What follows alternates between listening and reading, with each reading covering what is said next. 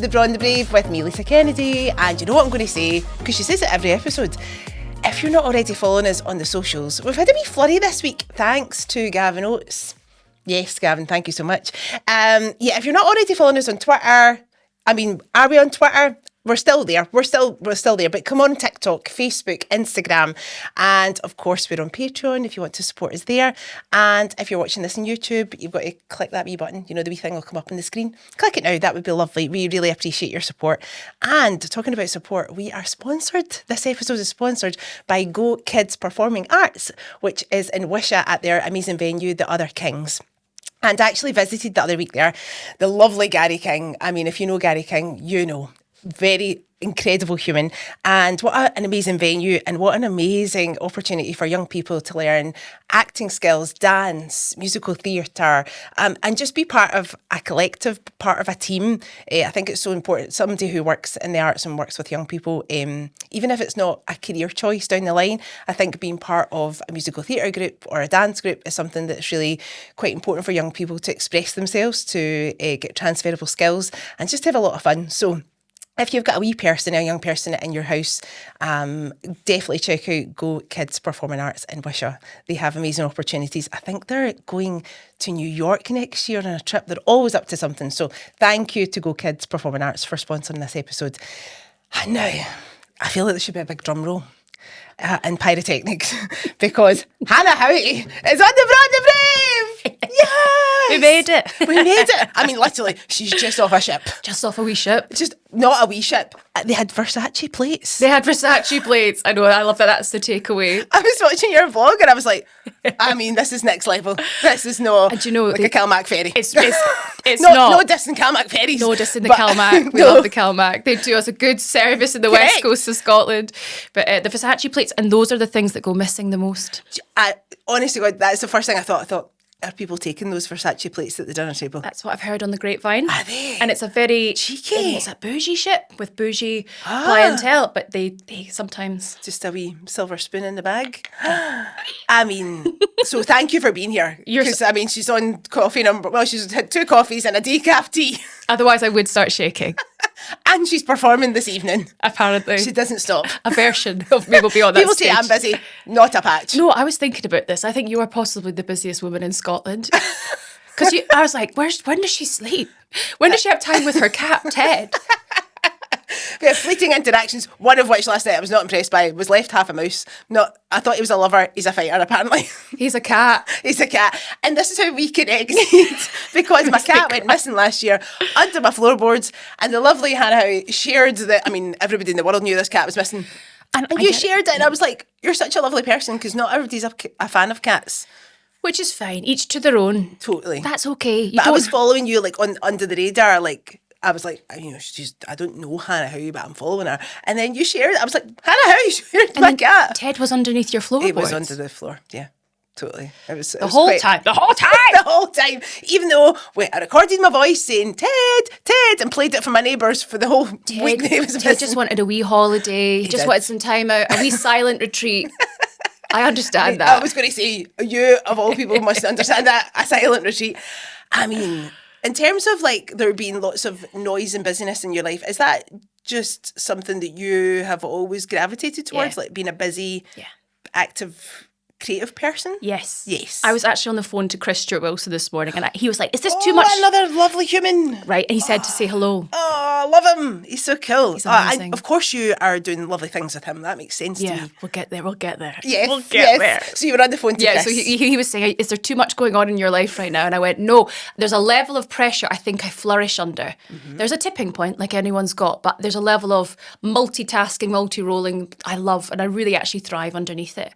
Otherwise, I've got too much time on my hands to sit on my arse and think too much about stuff. And, you know, it's not a good place to live too long in your head. I don't know about you. I hear you. I'm 100% behind you. Yes. Yeah. Some people go, oh, you might be doing too much around. I'm like, you don't want me to do the other thing, which is the overthinking. And I had that a lot at the start of this year when I was just sat there doing absolutely hee-haw. And I was like, there's too much going on in my brain. And then when you're out and you're out with people like yourself and you're singing songs and you're on ships, you're just living your best life again. Your voice is incredible, Hannah. Thank you. It really is. Like, do you remember the moment where you or somebody else went, that's like not like a normal singing voice, that's like she can sing.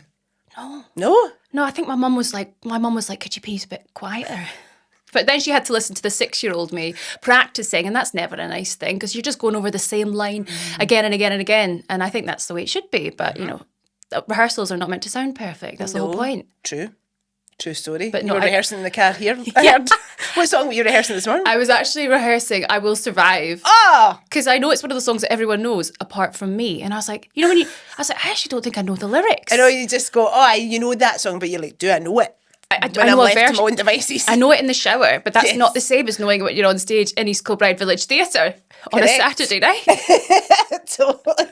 So I was like, no, I'm gonna sit down and actually go through these lyrics meticulously and just get to know exactly what they are. But there's lots going on tonight. I'm singing My Heart Will Go On. I'm singing some stuff from The Great Gatsby. Lovely. It's a great wee cast as well. I love Paul Harper's Swan and the whole Inside Out setup and given It's like so lovely, and it's constantly, they're always putting gigs on, which it's just lovely to see. Like, there's still live entertainment happening in and around central Scotland. Like, Yes. I just love to see it. long may it continue. Yes. This is where I think AI will never take over. There's good things and there's bad things, Yes. but it will never take over the live, You can't sweaty. replicate it. No, the smell of a theatre. I know, the joy.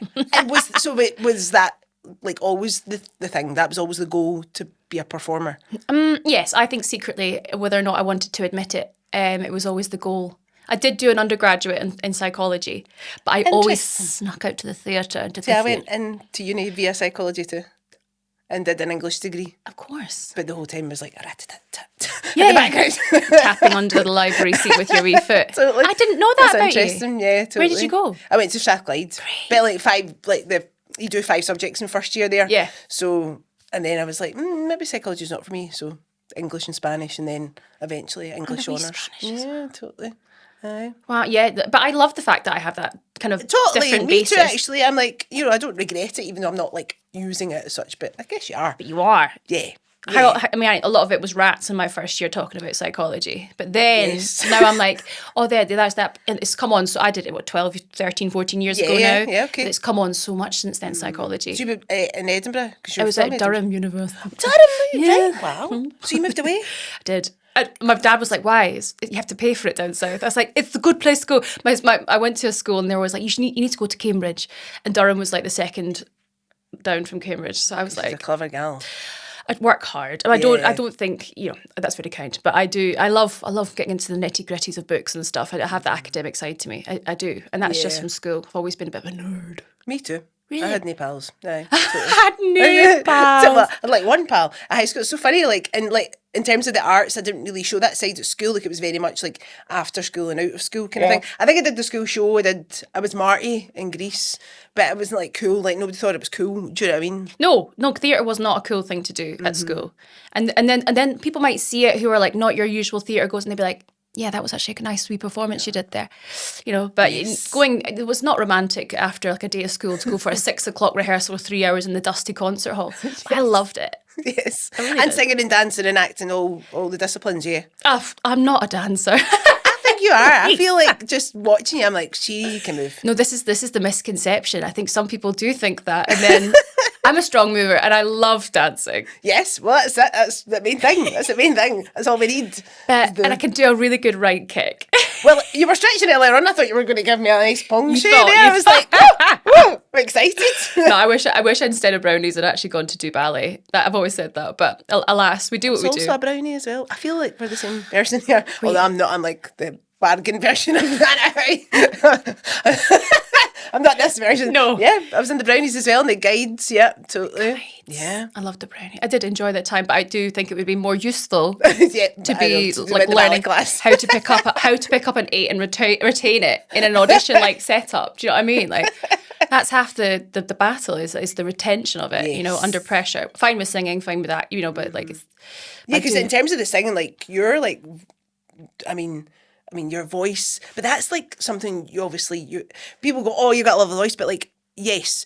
But that doesn't just happen. Like, you've obviously worked on that, like your vocal range and like your repertoire. And because I've heard you sing opera and I'm like, that's like another level again. I did a wee bit of opera when I was 19. I went to Scottish Opera for like 6 months. I did their Connect course. I don't even know if it's still going, but Okay. I did that and it was brilliant. I really enjoyed it in that it really showed me how that technique functions. But then I learned I shouldn't be a part of this world because I love variety so much. Got you. I really do enjoy your singing Defying Gravities and doing your jazz. And I love multiple genres. And I think with the opera, you really need to kind of commit to being in that space and using that setup the whole time. And I just, that wasn't my bag. But it's nice to dabble. I would dabble or two. Yeah, totally. It's helpful. It is helpful when you can, you know, you're in a... You're like, I can whip this out whenever you like. Want a bit of opera? No bother. I don't know what camera I'm looking at. There's so many in this room. Yeah, no, I do enjoy but in terms of, I have worked really hard on the voice and I love the mechanisms of voice and trying out the different styles, and I love people doing covers and making songs their own. That is literally where I love, like Radio Live Loud, like Radio 1. Yes. Like people making it their own. I love that interpretation of songs that are fresh and you hear the lyrics in a new way. And that's why I think I've gone down the cabaret path ultimately. Yeah, of course, that experimentation. And like you going away to uni and stuff like down south and that, so you've always had the kind of like brave, like adventurous spirit. I get then, because and then you're travelling the world on wonderful cruise ships. I mean, literally you've just come back from China. Like that's amazing. Like, and like are you somebody who scares easily? Are you a go-getter, or do you just like fake it till you make it? Like what is your energy in terms of like going after the things that you want? I'm quite dogged. If I see something, I've got my eyes on the prize, I will go for it. And I love that. And I always want to kind of better myself from the day before. Good on you, yeah. I do enjoy that. And I feel like that's the only person I feel really competitive with is myself. That's nice. But it's a good thing, Yeah, I think it's of ultimately. But no, I've always been a very independent soul. I went travelling on my own when I was 19. Did you? Yeah. And that was before we had phone, I had a 3310 and a pay-as-you-go SIM and a wind-on camera. Wow. And I went, and my mum, I remember her saying goodbye to me at the airport, and I'm like, I don't know, I think I'll be back in 7 months. And that's wild to think about now. Mad. And that was 2009. Right, okay. So that was that. And I enjoyed it. I really did learn a lot traveling on your own. You have to be so, like, even just like day to day with people and initiating conversations and making things happen for yourself. I was all about that. Super brave. I just thought, like, I've always wanted to go and do it. And my dad's very independent. Is he? Right, okay. Yeah, he's a wonderful human. He's disabled. He's blind. He's been blind since he was about in his 20s. He was so like I think I get a lot of that spirit from him. Yeah. I see like he's pretty fearless and he goes out and just does things, and I'm like, even though you've not got your eyeballs working, you can just go out and do that. It's amazing. Just go on it. Yeah. And my mum too. They're both great. Like they're both quite independent spirits. And very like supportive of this pathway for the... I don't think they had a choice. They're like, I'm doing it. It's happening. I get the vibe. I was the youngest of four, and I think by that, they were just like, she'll be fine. She'll be fine. Like she's always been fine. She'll be fine. She'll sort herself out. Yeah. Which is useful. But yeah, no, they're really supportive. Never have put up any boundaries or... Amazing. Even though I had this amazing education and could have gone and done other things, which would be more... I think it's a pain. You just want your wee people to be happy, essentially. Boils down to it. Do you know what I mean? I think that ultimately, if you go into banking and you don't enjoy it, then you're not meant to be there. It doesn't matter like what's your sphere of influence or what you enjoy doing. It is the most important thing. Of course, and it's not like it's an easy option. Do you know what I mean? Working in the arts. Do you know what I mean? It's like a full-time gig, like all the stuff behind the scenes. I remember doing GCSEs and my director of study says, "You're taking all 3 arts," and I said yes, and he went, "That's not a good choice." You're like, what? That's a bit rude and assumptive, if that's even a word. But yeah, no, I did. And I was just like, I'm going to do what I'm going to do. Mm-hmm. And your career to date, has it panned out the way that you hoped or thought it was going to be? No. Good. Not at all. Can I tell you, for real, I was a real snob about cruise ships before I went on them. Interesting. Yeah, that was a proper... Yeah, some people are, and I don't get that. I mean, having been on a cruise ship and know lots of cruise ship performers, like, that's a tough gig. It is, and I think I often find the people who have the biggest opinions about cruise ships, negative opinions, are the ones who probably not experienced them or just not been there, and they've just maybe listened to Simon Cowell on a talent show 20 years ago, and like that's a rehashed, recycled. Why let's say Simon Cowell? Sorry.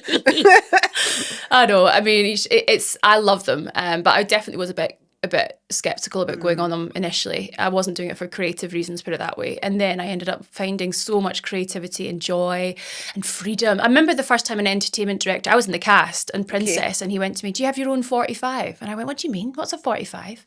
I had no idea. Uh-huh. And he went, your own show. And I was like, oh, when do you want me to go? On. And he's like, 2 weeks' time, I'll give you a graveyard slot in the B lounge at the back at 10:45. Like, nobody will be there, just to see if you're any good. Oh, how cool's that? I know. His name was Lee Childers. Thanks, Lee. Well done, Lee. Actually. Yeah, and then that's so cool. And that was the birth of my guest in cabaret headlining kind of life. And it was in a really safe environment because I was in the cast, so I was able to make all the silly mistakes you do. And there are loads, and there's ways to like lead a show on a ship that you just don't do on land. And then there's a massive crossover of things I have learned that work for both, because ultimately audiences are audiences. Yeah. But here you've got your theatre crowd. There it's for entertainment, and it's a slightly different, nuance is different. You've been on ships. Yeah. I didn't know that. Yeah, like not like just like as a not a performer. Although I always think like the Braw and the Brave would be a good stint on a ship. I'm like, I could just fly in with Hannah Howie and a couple of other amazing guests, and we could just have a wee chat, a wee afternoon tea. They do that. They do like chats and like do like interviews or like the royal butler's on a lot of the times, and he chats about his experiences with the royal household.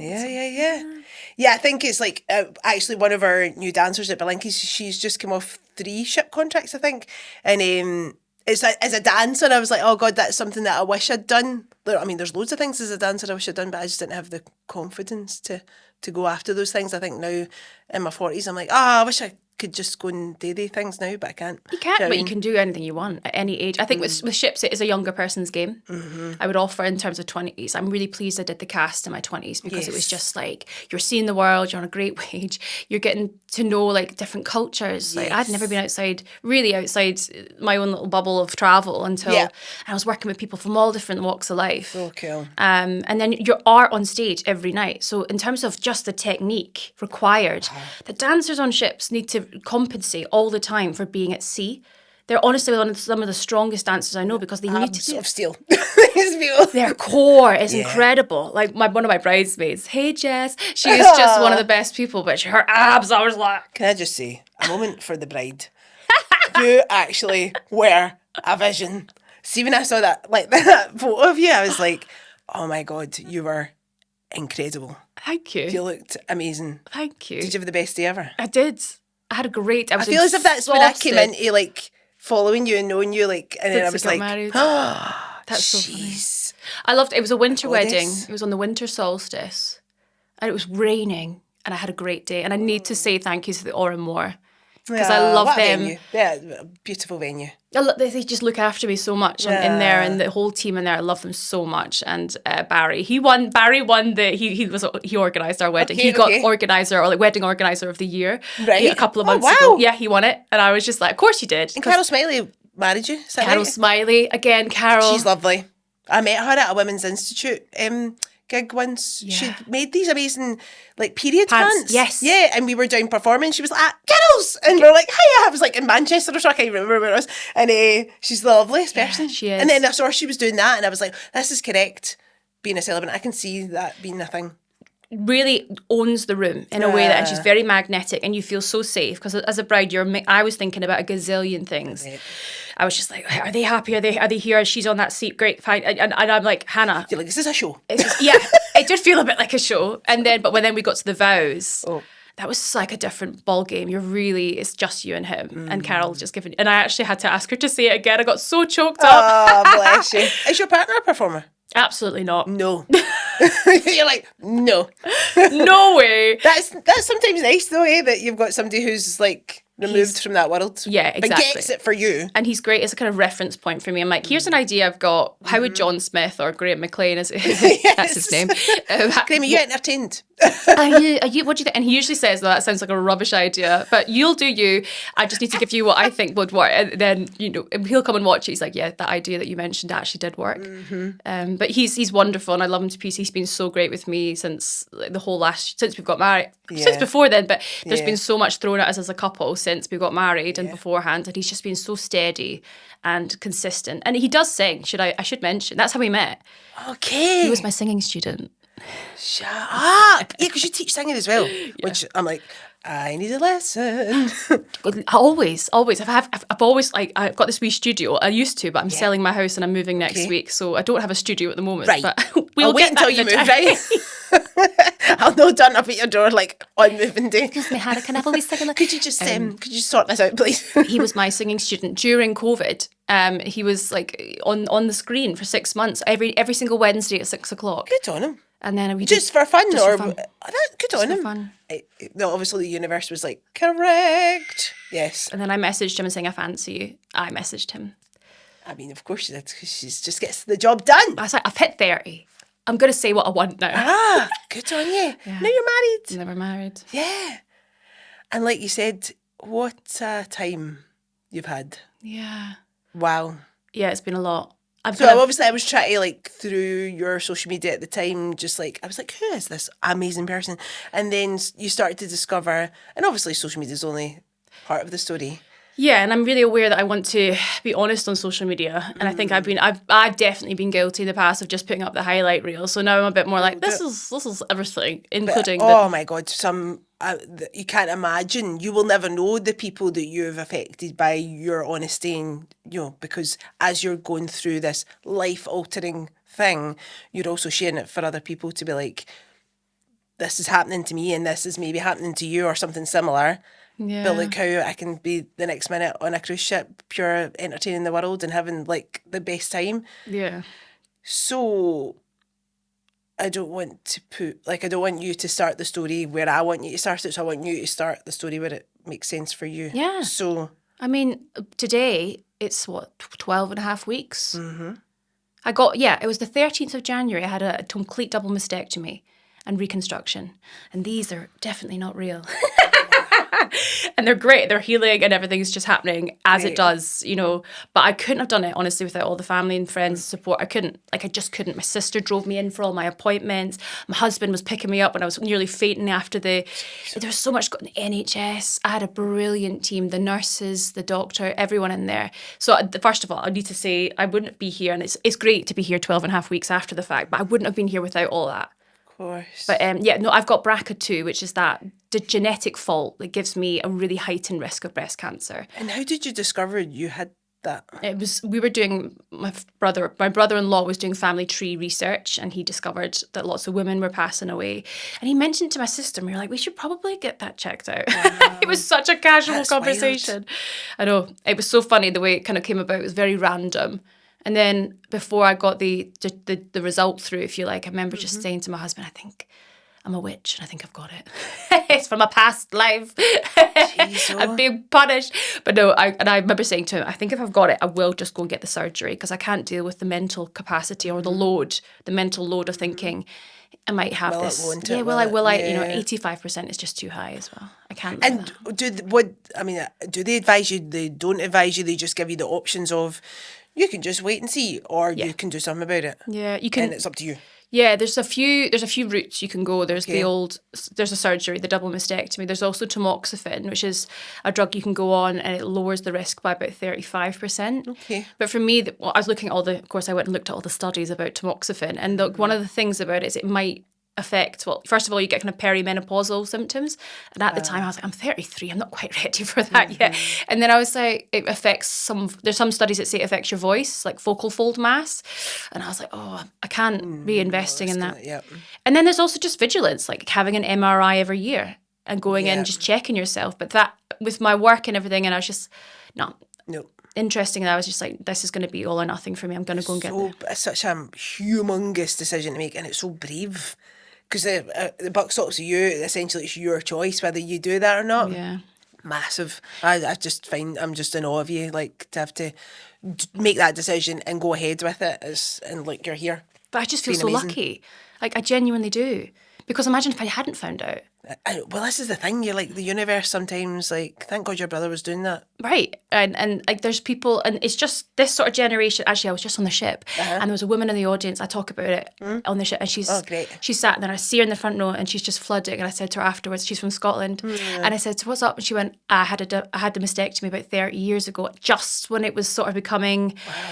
a thing that people did because Angelina Jolie talked about it, BRCA won. That's right. And aye. it became much more in the kind of common knowledge. But before that, these surgeries, these preventative, like prophylactic works, they weren't really done as much. Okay. And it really came into being in sort of this generation and maybe the generation above us. Mm-hmm. But I'm thinking about my granny, like she didn't know when she died of breast cancer, and she wouldn't have known because there wasn't the technology, there wasn't the NHS wasn't even established when she died. Jeez, But I think it was just. We need to double check that actually. Yeah. She's on the show, so I need to double check that. Totally. But you know, there's so much going on now that we just didn't have 40, 50, 60 years ago. And I feel so lucky to know. I really do. Of course. So now, 12 weeks, that's nothing. I know. 12 weeks. Just purely, she's like, I'm away in a ship, I'm doing the shows, I'm also writing and producing and performing in my own show. Funeral for My Boobs, like, oh my word. So when did this concept arise in your head? You're like, while I'm doing this life-altering thing and dealing with all that and healing, like, your body and your mind, like, oh, Hannah, I've not even got the words. Is it a way, is it a kind of coping mechanism? Is it just like, or I've always wanted to write a show and this just makes sense? No, do you know, it was so serendipitous, if that's a word. Yes. Thank you. I was like, yes, it is. Correct. Write that down. It was just before I had 2 surgeries as well. I need to mention my first surgery was actually an uplift and a reduction, and my surgeon said, let's do it this way around because it's going to cause less risk the second time. Oh, wow. And it's basically because I got a massive pocket. He said, you've got saggy tits. And I was like, what do you mean I've got saggy? No, not a lot of boob to a lot of pocket ratio. And he's like, we need to make sure that's reduced so there's not a fluid build-up, and that means there's no infection after the big surgery, because if there's infection, we need to whip you out and take out and start again. So he said, let's just do this in 2 surgeries. Just trust me. So was that last year then? That was last year. So some people are getting confused. They're like, did you get your boobs swapped? Like, what happened when? Right. So the first surgery happened 2025. And just before that, the team at Drive and the Corset Club had like chatted, and they were like, we would love a cabaret artist or someone to come on and do a 45 and have a slot and see how it goes, how this relationship might manifest. And I remember having a conversation with Drive, and they were saying, just do your shows from the ships. And I just thought, that's a great idea. Fine. And I thought, you know, I'm really proud of that product I've created for the ships, but it's not the right space for it. I want to do something that I couldn't do on the ships. I want to do something which is, and I thought Funeral for My Boobs, and it came to me in an instant. I'm like, and it's inspired by a woman who did pass away, and she had a funeral for herself before she passed. Her name's Chris Hallinger, and she set up Copperfield, the charity, which is a breast cancer charity, who I love. And I was reading about her, and there was a TV series about her life, and I love the idea that she's written a book called Glittering a Turd. Yes, I do. I'm familiar. Yes. And I was like, this vibe, this energy. I want to have a funeral for my boobs. I think that's what I was going to do, a party in my house, but I thought, why not just do it on the stage? Of course. Why not? Of course. Like, and I've actually Googled, I don't think anyone has ever thrown a stage funeral. Get on the Guinness Book of Records. Get in it. Dear Guinness Book of Records. So that's what it came about. And I did a wee 45. Honestly, I had no intentions to do anything else with it. It was a cathartic one-night wonder with Drive, with Corset Club, and then it grew arms and legs and lost tits. And here we are. And it's going on at the so cool. At the play Pine a Pint. Yes. And Chris Stewart Wilson's directing it. Oh my word. It's going to be what a roller coaster it's going to be. Yeah. Yeah, and I need to kind of for you and for the audience. I think, I hope so. I really do hope so. I hope it's really useful, and I really want there to be a demographic that's honoured in that. This sounds really trite. I'm sorry, but you know, if you're doing a show about something that is so loaded, like using cancer as a word, just putting it out there, everyone's got a relationship with that disease, whether or not they've been through it themselves. So I'm really aware I've got to honour that story and that side of it and the severity of it. But with that, how does one deal with a big issue in their life, a big health risk or anything? With humour. In Scotland, we do it so well with humour. We really do. We undercut it. We take away the fear. Don't give it any chokehold over us. Yeah. And I think that's the way I'm dealing with it. But of course, that's that undercurrent of this is something that's real, and we're all of us. Like a sense of responsibility almost, to not just only to yourself, but like you're saying, people who people that affects. To the women in the front row at my ship last week. Exactly. And then there's people who've messaged me, they're going to come, they're saying their mums, they've lost their, and I feel and honestly, it's a demographic that's like 30s, 40s, 50s women and are strongly coming through on my socials and in my DMs who are saying, I can't wait for this. It's going to be a big night out, but at the same time, I want them to feel seen on stage. That really like loaded, because a lot of us in that stage of life, and I'm getting there, when you've got so much going on in your life, you don't prioritise your own health. Yeah. You don't. She's sitting right here. Like, she's not drank water since 2005. Stanley. She's not drunk water since 2009. Oh, it's terrible. Like, yeah. You need to do that. Yeah. It's the like not looking after yourself. Although I've started taking collagen recently because that's a thing apparently. You should, I don't know, put it in my coffee, so we'll see. Good. I mean, you look great. I'm like, thanks, pal. But yeah, you're right. Like, just like, even like my smear is due. Like, and I got the letter in December and I've not booked it yet, and I'm like, and I'm the first person to be getting on to the pals, get the smear booked. But I booked the smear? No, I haven't. So here publicly I'm telling everybody I'm due my smear. Everyone message Lisa after this. Follow the socials and message me about my smear. But do you know what I mean? Like, it's you're the demographic then, because like you're doing a gazillion other things. Brilliant, love that for you. But if there's a niggle or if there's a health issue, don't prioritize anything else that day, please. If you can take away one thing from this show, do that, and also have a good time. Like, have a laugh doing it. It's not all got to be doom and gloom. We can have a good time even in the worst situations. And there's a scene in the show I can't wait for y'all to see. And it's based on true people and real people who have been through much worse things than I have, because I'm not unwell. Like, this is the other thing I need to really reiterate. I've not got any cancer, and I feel like so lucky to say that. But there's lots of people I've met along the way who do. And I want them to feel celebrated and seen.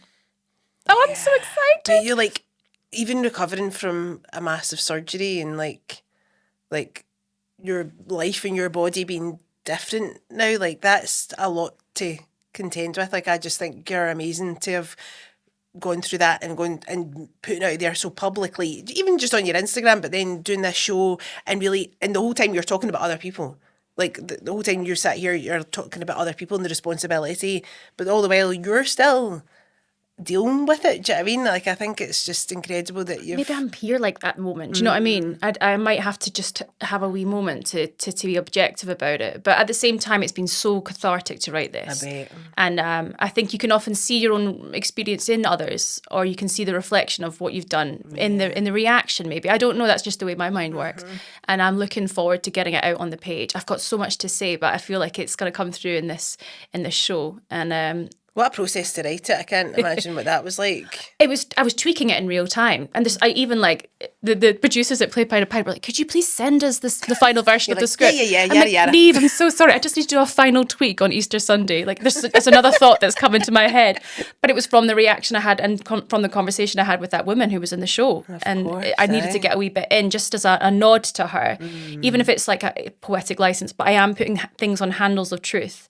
And there's always people there who I've met in this process in the last 2.5 years. So for me, that's going to be great on stage to have those cornerstones of those touch points. Oh yeah, that's a real person, or that's Claire, or that's Adam, who I met in that surgery, or that's my doctor. And do you have aspirations for the show beyond these performances that are about to happen? Absolutely. Okay. Yeah, there's a whole Broadway version. Well, that's what I'm thinking. Why not? Boobs on Broadway. Listen, can you imagine the merch? I can see the merch already. I can see the marketing team. The phone call I had this morning was the design. And I know it's the Play Pine and they've really put so much time and effort behind it. But I'm like, I could see this. Of course you could. On the big, but in the script I was writing, like, if we had pyro, we would have pyro now. Yes. If there was like the gazillion pound budget, let's do it.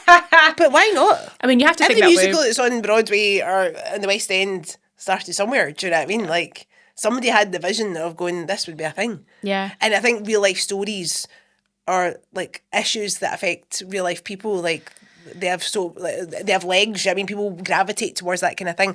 Like, I don't know if you saw Moorcroft. Yeah, no, I didn't, but I was away. But yeah, I remember seeing the... So, like, it's like that stayed with me. Do you know what I mean? Just like, because again, it was like real life stories, issues that affect people that I know, and I think theatre, I mean, obviously I love the theatre, but there's no better way to connect with humans through just telling stories. And being in the room and you just like feeling that all together, like you shut out the world for an hour or 2 hours or whatever it is, and just be collectively together and just experiencing something. Yeah. And that, I think there's this wonderful study, this is from psychology. If people are in a theatre, our heartbeats and our heart rates all sync up.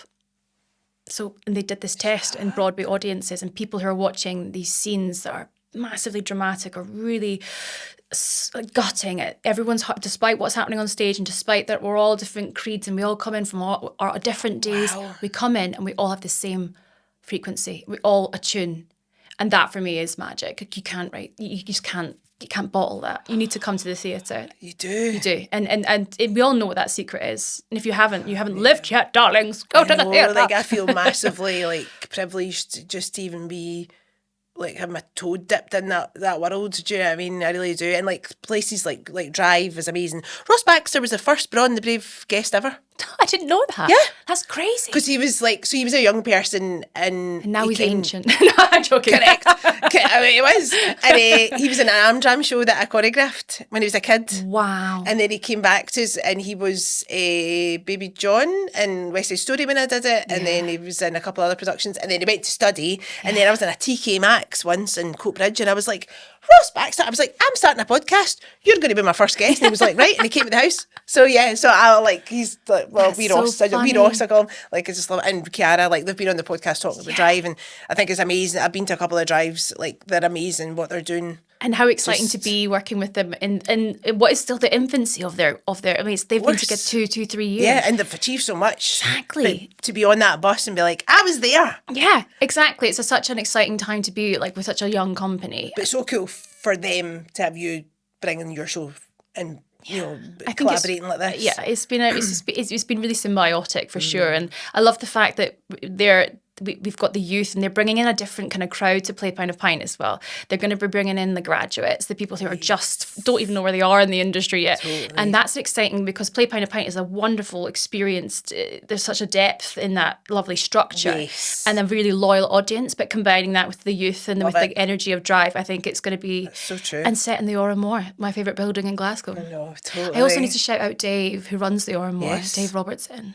He's just been such a great liaison between all three of those sort of bodies for me. And it's all these people in the background that are just making stuff happen. Yeah, and that's the thing. I'm used to being a one-woman band on the ships. I'll go and I'll produce and I'll choreograph and I'll sing and I'll do this and I'll do my own makeup and I'll do my own hair, and I'm so used to being that person. It's been so nice to do a show. I'm like, oh no, there's someone actually doing all that. Yes. Oh yeah, and it's almost been like such a learning curve for me to be in the middle of. Yeah. There's so many different voices. All these jobs and all these people do things. It's just what? It's been totally. very When you're on Broadway, you'll have your own dresser and all that. Do you know what I mean? Like, that'll be happening. They'll be like, no, I'll do it myself. Go, don't do her. She needs more help than me. I love the fact that I can do things independentally, though. But there's the hardest part. I don't know if you get this as well, but the hardest part is like almost like kind of relinquishing. Rotten at it. I'm terrible at it.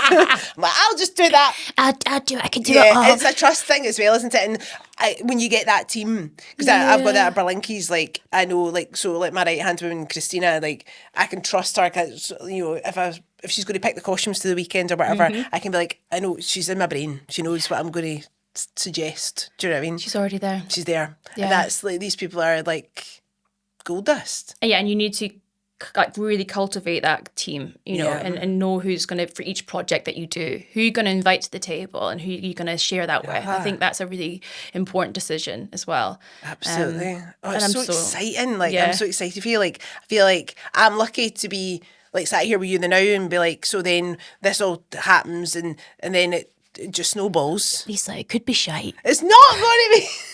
It's not. I know it's not. Oh, but it could be. And I think that's... But I think, wouldn't be and it isn't. For my brain.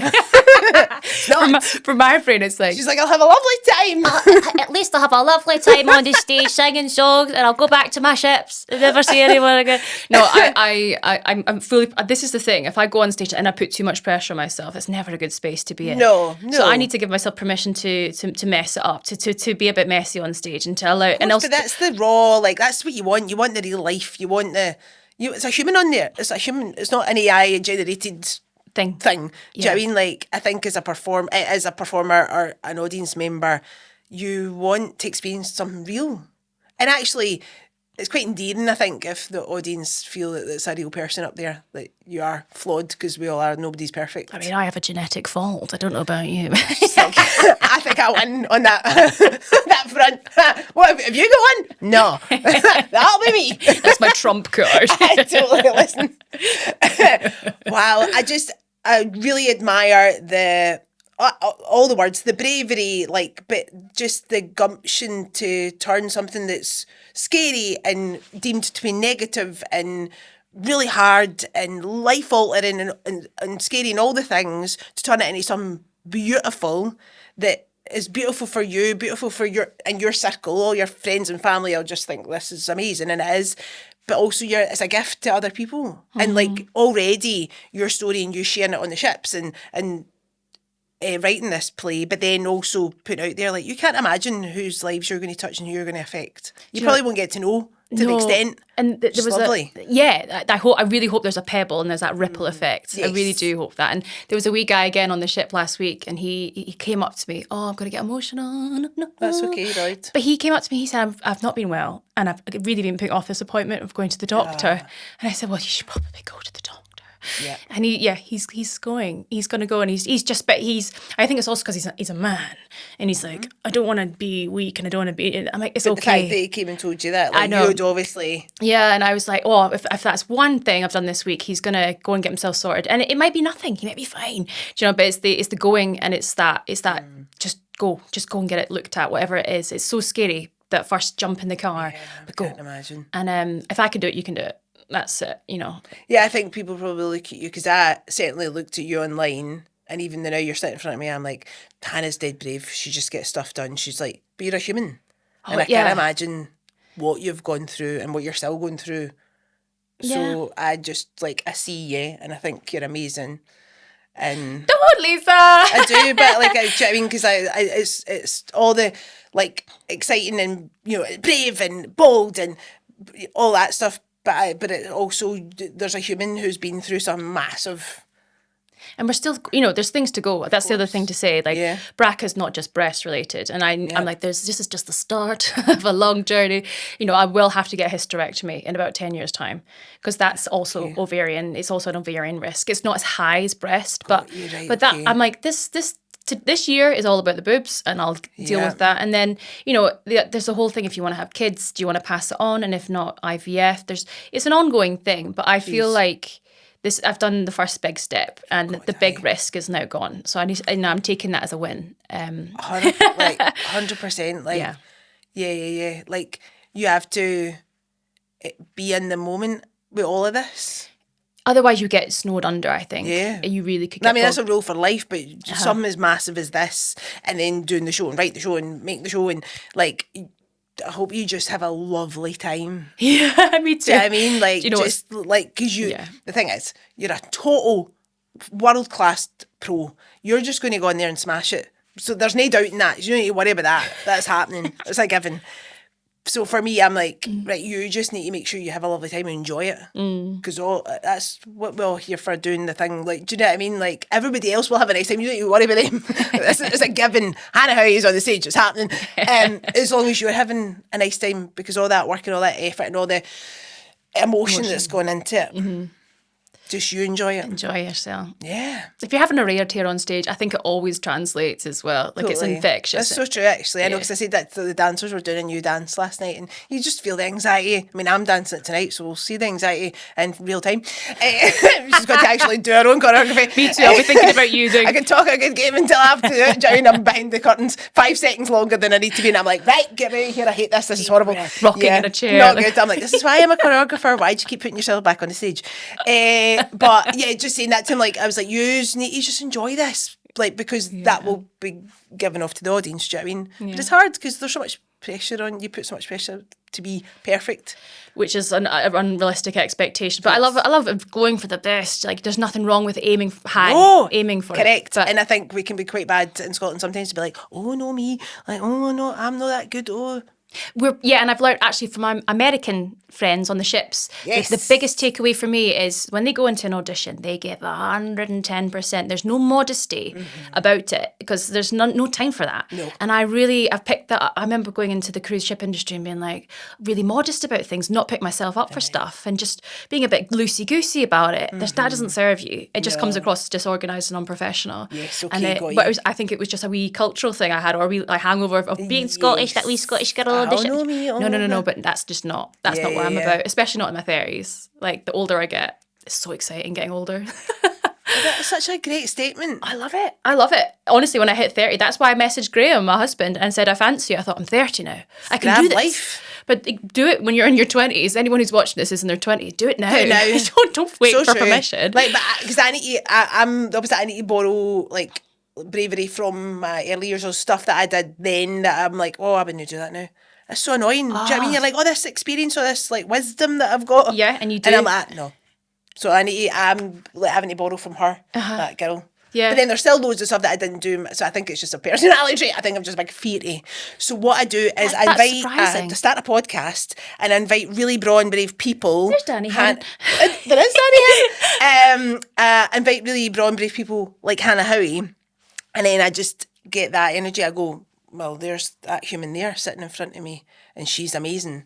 So I'll borrow energy from you. So thanks for being here, because like that you're topping up that cup for me. Yeah, but you've initiated this, and that's, you've created the environment to be in that space. That's really kind of you to say that, though. But everyone's got their own. And you messaged me like going, let's do this, and I was like, oh my God, she wants to come on the podcast. Like, yeah. I mean, it still amazes me anytime anybody wants to do this, but like, I loved that you reached out and we're doing this. Like, there's nothing better than this. Well, there is being on a stage or watching people on a stage doing a thing.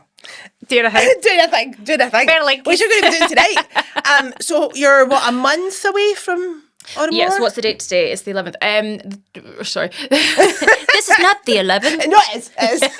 We're fine. We start rehearsals soon. And we open on the Star Wars Day. This is how I remember it. May the 4th be with you. May the 4th be with you.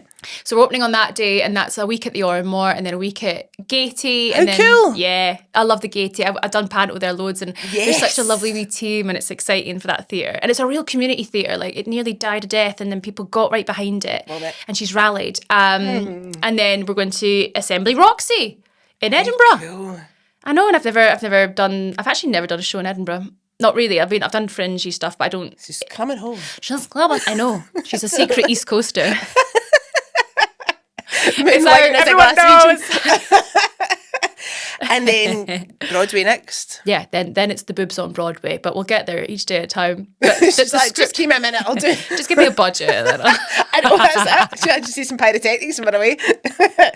Hannah, I'm so excited to see this show. Are you coming? I'm going to come. Of course I'm coming. I just need to get my ticket sorted, which I'm going to do this afternoon. Yes. Thanks for everything that you've just done in this last 50 minutes. For me, for anybody that's watching, I think you're clearly the brawest and the brave. And just have a lovely time. Yeah. Just keep doing what you're doing, because the joy that you bring people, whether it's in the ships, whether it's in the East Kilbride Arts Centre, whether it's you're in producing and starring in your own show, like, you have that, like, that aura. Like, you came in today and I was like, she's a star. Thank you. You really are. I'm really looking forward to it. It's going to be an absolute ride. So do come one and all. No, thank you. All the links, everything will be in the show notes. Oh, brilliant! Yeah, and we'll tag everybody and everything so that people will be there and get to experience. Because you want to be there the first time. You want to be that person. Don't come on Shit a Brick Monday. Don't. No, but I mean, like. We all want to be like, I saw it first before I see what you're meaning. Like, mental. I thought you meant like on the Monday. I'm like, we all know how Play Pint a Pint works. That Monday is hard. I mean, I listened to Bridal's podcast, putting it together, and they're always talking about it, and I'm like, yeah, that sounds like hell on earth. I wouldn't be good at that. You would be fine. Pressure. Under pressure, there will be diamonds. That's what I tell myself. But no, you'll be fine. Yeah, we'll see. But it's exciting, and I'm looking forward to it. Getting into the bones of the piece, really, and getting into. a comfortable space and an uncomfortable space. There's loads Still of be him. right in edits, like, Of course. They'll be like, Hannah, going to stop. Just let it go. Let it go. Let it go. No, we're not going to do that. So, yeah, everybody needs to check the show notes now. Get their tickets now. Yeah. And we'll see you on May the 4th. Hannah Howie, you are Braw and Brave. Thank you, Lisa. Thanks for watching this episode. If you're not already following the socials, you know what to do. You need to go and follow Hannah Howie. That's what you need to do. And thank you to the sponsor of this podcast, GKPA, Go Kids Performing Arts. And until next time, we'll wave to this lovely camera. Bye. Not done TV. Don't know where I'm going.